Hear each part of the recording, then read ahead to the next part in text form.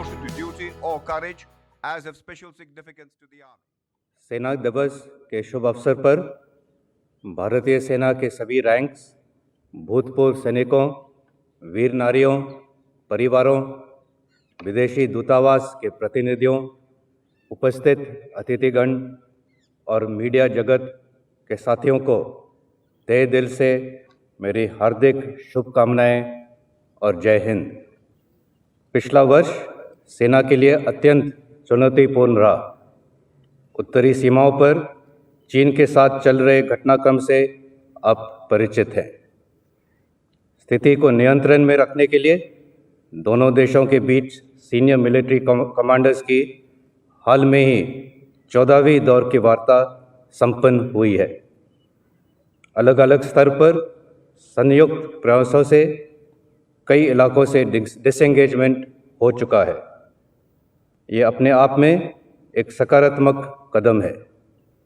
Mutual और equal security के सिद्धांत पर मौजूदा स्थिति का हाल निकालने के लिए हमारे प्रयास जारी रहेंगे। देश की रक्षा में बर्फीली चोटियों पर तैनात हमारे सैनिकों का मनोबल आसमान छू रहा है।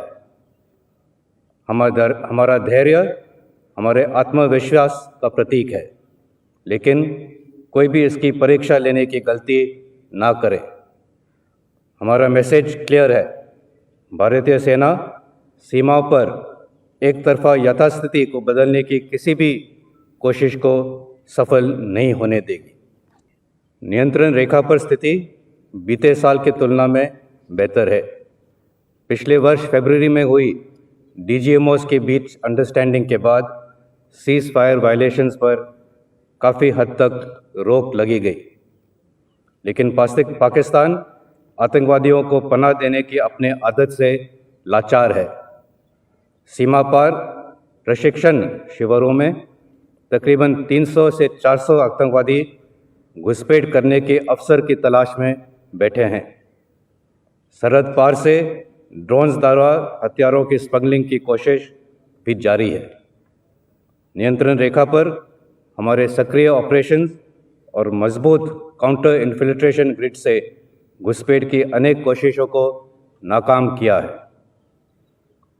जम्मू और कश्मीर के आंतरिक इलाकों में पिछले 2 सालों से प्रगतिशील सुधार हुआ है। इसके चलते सरहद पार से समर्थित आतंकवादी तंजीमों की कोशिश रही है कि विकास की गति पर रोक डालना, और ये साजिश तेज कर दी गई है। गैर स्थानीय लोगों और गरीब मजदूरों को निशाना बनाना इसी साजिश का हिस्सा है। सिक्योरिटी फोर्सेस के लगातार प्रयासों से हिंसा की घटनाओं में काफ़ी गिरावट आई है। पिछले 1 साल में सेना ने नियंत्रण रेखा और काउंटर टेररिस्ट ऑपरेशंस में 194 आतंकवादियों को मार गिराया है। देश के उत्तरी पूर्वी क्षेत्र में भी प्रोएक्टिव ऑपरेशंस के वजह से सुरक्षा स्थिति में सराहनीय सुधार हुआ है। इन ऑपरेशंस के वजह से ज़्यादातर आतंकवादी संगठन आज सीज फायर में है। आंतरिक सुरक्षा के लिए सेना की तैनाती में की कटौती सूरत हालातों का सबूत है। भारत म्यांमार सीमा का सुरक्षा की दृष्टि से काफ़ी महत्व है और असम राइफल्स द्वारा इस पर पूरा ध्यान दिया जा रहा है। सेना और असम राइफल्स राज्य सरकारों के साथ संयुक्त रूप से देश की एक्ट ईस्ट पॉलिसी को आकार दे रहे हैं। मौजूदा चुनौतियों और भावी खतरों का सामना करने और युद्ध क्षमता बढ़ाने के उद्देश्य से आधुनिकीकरण की दिशा में सेना लगातार ठोस कदम उठा रही है। इमरजेंसी प्रोक्योरमेंट के तहत इन प्रयासों में एक नई तेज़ी आई है। देश के अग्रणी शिक्षा संस्थानों, जिसमें IITs भी शामिल है, के साथ मिलकर उभरती टेक्नोलॉजीज़ जैसे कि artificial intelligence, blockchain, quantum computing, unmanned systems, directed energy weapons और स्वान ड्रोन्स के क्षेत्रों में काम तेज़ी से आगे बढ़ रहा है। आधुनिकीकरण के ये प्रयास के साथ साथ इंफ्रास्ट्रक्चर, जिसमें बॉर्डर रोड्स, टनल्स और अंडरग्राउंड स्टोरेज भी शामिल है, इसमें भी निरंतर सुधार हो रहा है। ये अपने आप में एक बड़ी उपलब्धि है। सेना के आधुनिकीकरण के ये प्रयास देश के आत्मनिर्भर भारत का सपने का एक अभिन्न हिस्सा है। मुझे विश्वास है कि इंडस्ट्रीज, MSMEs और एकेडमिया के साथ मिलकर हम एक आत्मनिर्भर सेना का विकास कर पाएंगे। राष्ट्रीय सहयोग राष्ट्रीय सुरक्षा की दृष्टि से एक बेहद महत्वपूर्ण क्षेत्र है। भारतीय सेना अपने ऊंचे दर्जे की ट्रेनिंग और प्रोफेशनलिज्म के लिए विश्व भर में मानी जाती है। इसी के कारण सेना के साथ ऑपरेशनल ट्रेनिंग के लिए काफ़ी देशों के प्रस्ताव लगातार आते रहते हैं। आज सेना 110 देशों के साथ रक्षा सहयोग में जुड़ी है। वर्ष 2021-22 में मित्रों देशों के 3,300 से ज़्यादा ट्रेनीज को प्रशिक्षण दिया जा रहा है। कोविड महामारी के दौरान पड़ोसी देशों के साथ हमारी आपसी सहयोग और भी बढ़ा है। United Nations peace keeping operations में भारतीय सेना का सदा से ही महत्वपूर्ण योगदान रहा है। आज भी हमारी सेना के 5,000 से भी ज़्यादा सैनिक विभिन्न पीस कीपिंग मिशंस में तैनात है, जो देश को एक अलग पहचान दे रहे हैं। ह्यूमैनिटेरियन असिस्टेंस और डिज़ास्टर रिलीफ सेना के ऑपरेशंस का एक अभिन्न हिस्सा बन चुका है। अभी हाल में ही हमने ब्रिटिश आर्मी के साथ एक्सरसाइज कोंकण शक्ति और बिम्स्टेक राष्ट्रों के साथ पैनिक्स एक्सरसाइज आयोजित किया। ये दोनों एक्सरसाइजेज आज के पैंडेमिक सिनेरियो पर आधारित थे। आने वाले समय में ये हमारे संयुक्त प्रयासों में बहुत उपयोगी साबित होंगे। ओलंपिक गेम्स में अपने खिलाड़ियों की उपलब्धियों के उल्लेख भी मैं आज करना चाहूँगा। इस बार पहले की तुलना में हमने सबसे ज़्यादा 16 खिलाड़ियों ने 6 डिसिप्लिन्स में हिस्सा लिया और देश को एथलेटिक्स में पहला स्वर्ण पदक दिलवाया। भारतीय खेल इतिहास में ये एक स्वर्णिम क्षण है।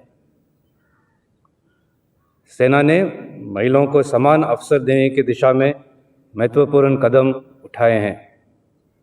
अब विमेन ऑफिसर्स भी सेना में ऊंचे रैंक्स हासिल करके बड़े जिम्मेदारियां निभा सकेंगी। यहाँ मैं ये भी बताना चाहूँगा कि नेशनल डिफेंस एकेडमी में इस वर्ष विमेन कैडेट्स को शामिल करने की तैयारियां जोरों से चल रही हैं।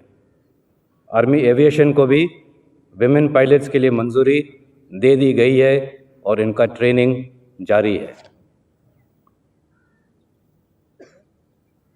सेवानिवृत्त सैनिकों के क्लेम्स और पेंशन संबंधित कार्यों को सफल करने के लिए डिजिटल इंडिया के तहत स्पर्श यानी कि system for pension administration Raksha website को लागू किया गया है।